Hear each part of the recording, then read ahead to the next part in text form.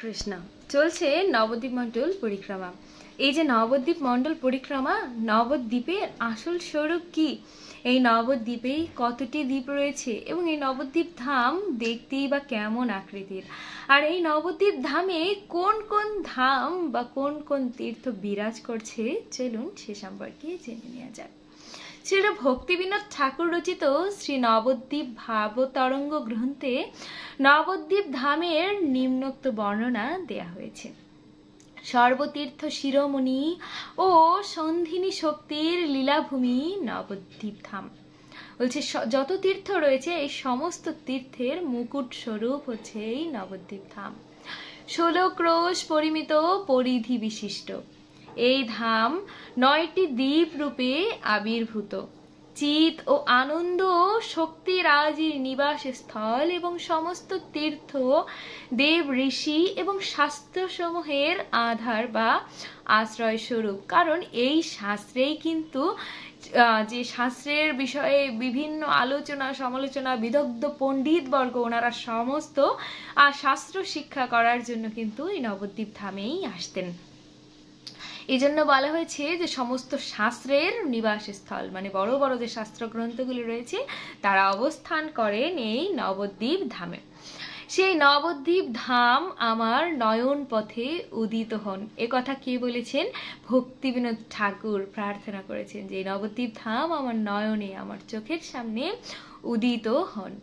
আমার নয়ন মথুরা মণ্ডল অন্তর্গত 16 ক্রোশ বৃন্দাবনকে, গৌরমণ্ডল অন্তর্গত 16 ক্রোশ নবদ্বীপ ধামকে অভিন্ন রূপে দর্শন করুন। মানে এখানে বলা হয়েছে যে নবদ্বীপ ধাম এবং বৃন্দাবন ধাম অভিন্ন, কারণ নবদ্বীপ ধাম সৃষ্টি করেছেন স্বয়ং রাধারানী নিজে, আর রাধারানীকে কৃষ্ণই কথা দিয়েছেন তিনি কখনো এই নবদ্বীপ ধাম পরিত্যাগ করবেন না। এই দুই ধাম ও একই তত্ত্বের দ্বিবিধ প্রকাশ, যে তত্ত্ব অনন্য রূপে অনাদি এবং সম্পূর্ণ শুদ্ধ ও চিন্ময়, এবং যা ভগবানের ভিন্ন ধরনের লীলার প্রয়োজনে দুই শুদ্ধ ধাম রূপে আত্মপ্রকাশ করেছে। পরমেশ্বর ভগবান তার অনন্ত চিন্ময় অচিন্ত শক্তির প্রভাবে এই দুই ধামকে জড়জগতের মধ্যে অবিভক্ত করেছেন। জড়জগতে নিবাসী সকল জীবকুলকে মুক্ত করার জন্য শ্রীকৃষ্ণর কৃপা শক্তির প্রভাবে জড় মায়াবদ্ধ সকল আত্মা যেন একদিন বৃন্দাবন নবদ্বীপ ধামকে যথাযথ রূপে দর্শন করতে পারেন। ভগবান আমাদের কৃপা করেছেন যাতে আমরা একদিন হলেও নবদ্বীপ ধাম বৃন্দাবনকে দর্শন করতে পারি। কেবলমাত্র উপযুক্ত যোগ্যতা অর্জন করার পরই বদ্ধ জীবের সকল ইন্দ্রিয়গুলো এই দিব্য চিন্ময় ধামের চিন্ময় বৈচিত্র্য নিঃসৃত অমৃত সুধা আস্বাদন করতে পারে।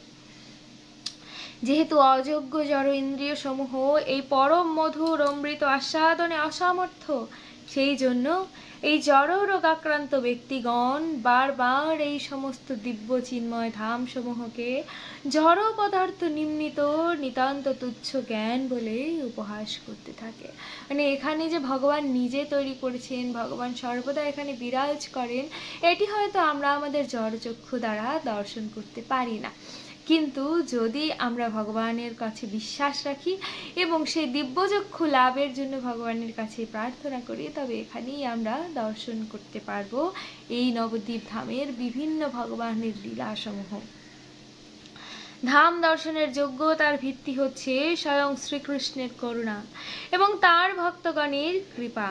বদ্ধ জীবের প্রতি করুণা পরবশ এই সাধুগণ তাদের এই চিন্ময় ধাম দর্শনের অপ্রাকৃত যোগ্যতা তাদের নিজ সঙ্গ দ্বারা অন্য ভক্তদের মাঝে দর্শন আমরা চাইলেই করতে পারি না। ধাম দর্শন করার জন্য আমাদের ভগবানের কৃপা প্রয়োজন।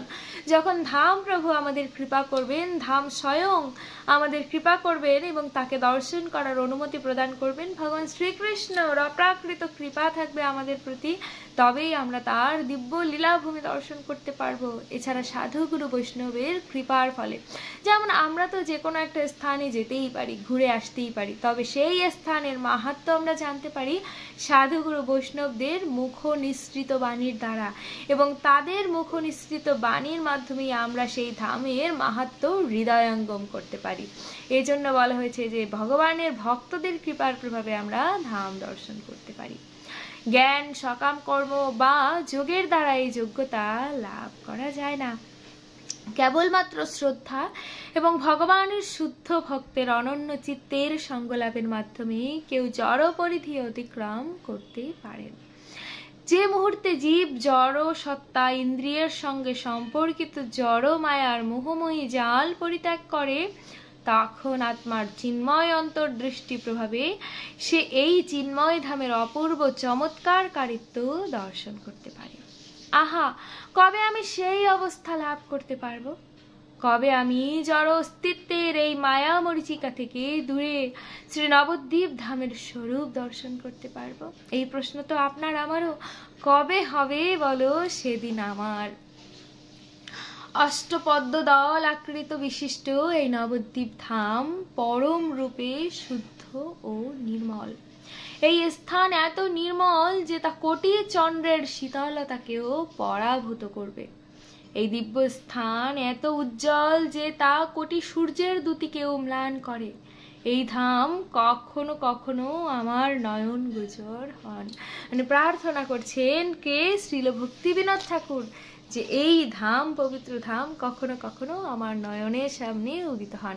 আমরাও এই নবদ্বীপ মাহাত্ম্য পড়ার মাধ্যমে বা শ্রবণ করার মাধ্যমে নবদ্বীপ ধাম নিজেদের চোখে দর্শন করার চেষ্টা করব। আর যারা পরিক্রমা করছেন তারা তো দর্শন করছেনই। তো জয় নবদ্বীপ ধাম কি জয়।